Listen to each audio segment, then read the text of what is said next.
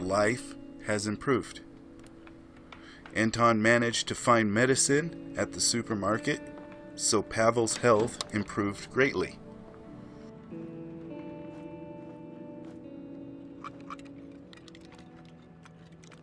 Anton is old, so scavenging late at night for food and medicine does take a toll on his bones.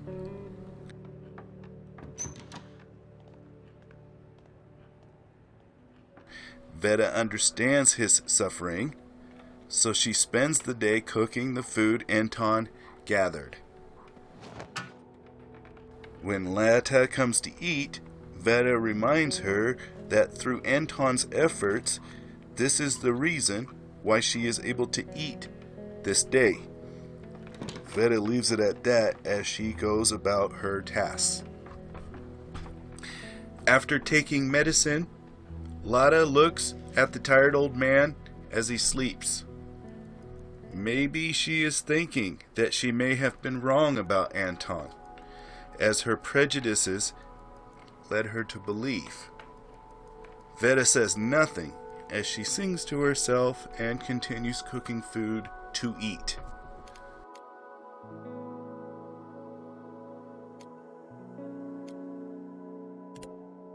Knowing that Anton is at his limit, Veta decides to go out this night to the church. The fighting in the city is at a lull, so she hopes to trade items and receive charity from the priest.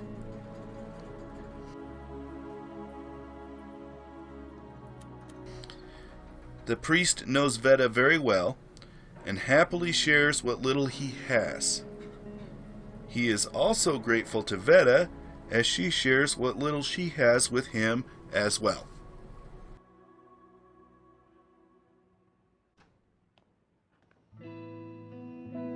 Before Veta returns home, Anton gets up early and cooks Veta a meal to eat.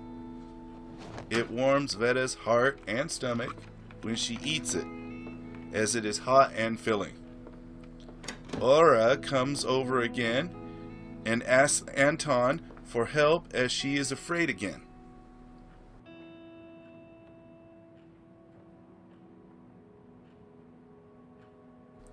Of course, Anton is willing to help in any way he can. Lada expresses to Pavel her hope rekindled by witnessing Anton's selfless nature. As the lull in the fighting continues a second night, Pavel finds himself well enough to go scavenge at the supermarket. Since he is a young man, the woman is apprehensive towards him as the supermarket has a reputation. However, she soon apologizes for her bias when she learns that Pavel is there for legitimate reasons and wishes no harm towards her.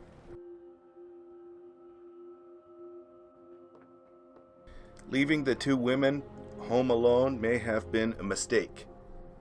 Looters tried to take advantage of this situation, but Lada had a knife that Anton had made for her.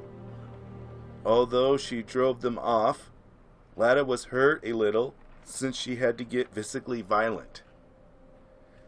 Anton expresses to Lata his concern for their safety, and Lada, she listens, but is through a cold shoulder. He also talks to Veta about his concern as well, and Lada takes Anton's advice and goes to bed to get some rest.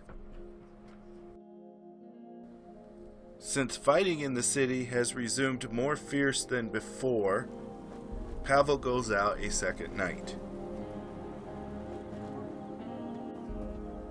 Shelling and gunfire prevents Pavel from going to most areas, but he sees a shelled building that looks promising for gathering supplies.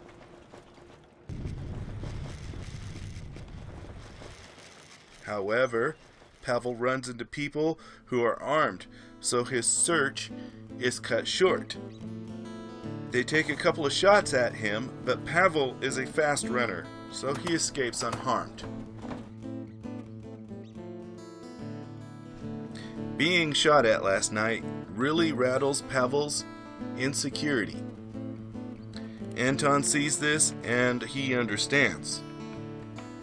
He is concerned for Pavel's state of mind, as he may slip back into sickness as a result of last night's events. Lada also sees Pavel's brush with death as well, so she stays in the kitchen with Veta and learns to cook. The fighting has intensified this day, and on this night, only the area around the river is accessible. Pavel is still shaken by his brush with death from the previous night, so Lada goes out to scavenge. She encounters rebel troops in her search, but remains hidden until they leave. Thus her night goes without a hitch, and she successfully brings home important supplies without harm or confrontation.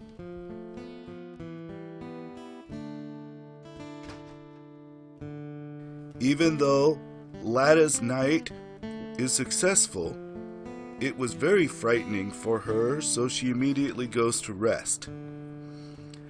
Veta is growing increasingly concerned as she considers Pavel and Lada's youth to be like her children in terms of their safety.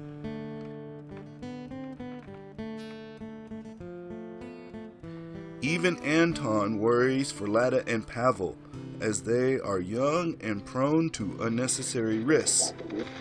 To calm his thoughts, Anton listens to the radio.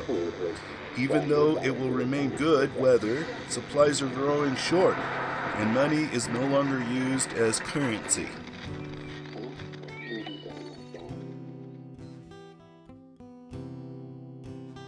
Insisting that Pavel and Lada stay home and rest, Veta sets out to go to the hospital for help and humanitarian aid. There is a lot of fighting, but the hospital remains safe as the liberation soldiers have this area firmly within their control.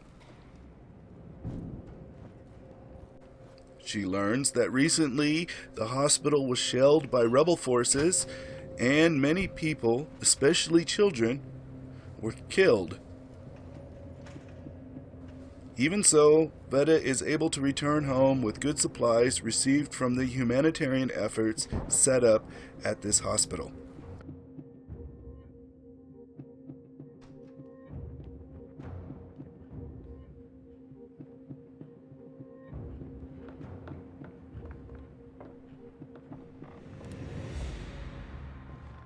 With all the humanitarian aid given to Veta, she gathers everyone together and they all eat to their fill together.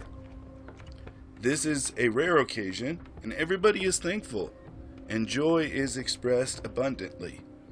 Still, underneath this temporary joyous moment is feelings of dread for the near future.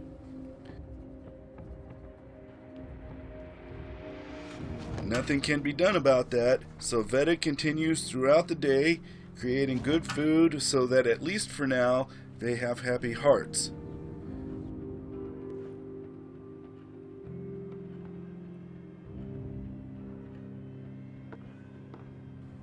Veta watches over Anton as he sleeps. She knows how important he is.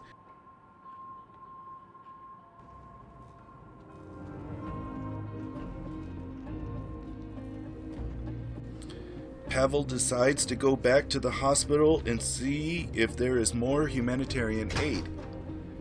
He is looking for medicine as well.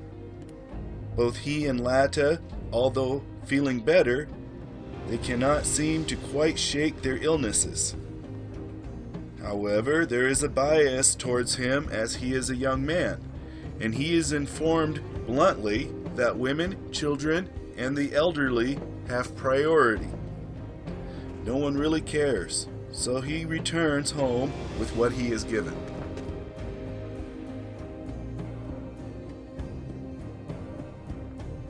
Pavel is thankful for what he gets, as everything helps.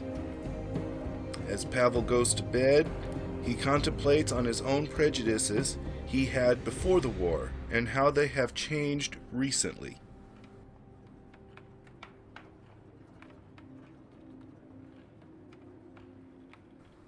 Lada is fired up today. Disappointed that Pavel was not able to get medicines, she sets up a makeshift mortar and pestle in order to grind herbs.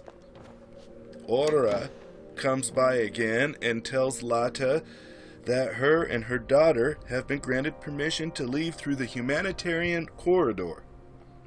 So she gives Lada her late husband's shotgun in order to help detour looters. Not only is Lada able to make medicines and salve out of herbs, she also boils clean water with the water distillery. She even finds an old comfort chair, which she sets up for Anton by the bookshelf he likes to read from with his radio. Anton is grateful and expresses his appreciation of her gesture to reach out to him. Fighting has intensified by orders of magnitude this night, so Pavel goes out to find supplies that will secure their home.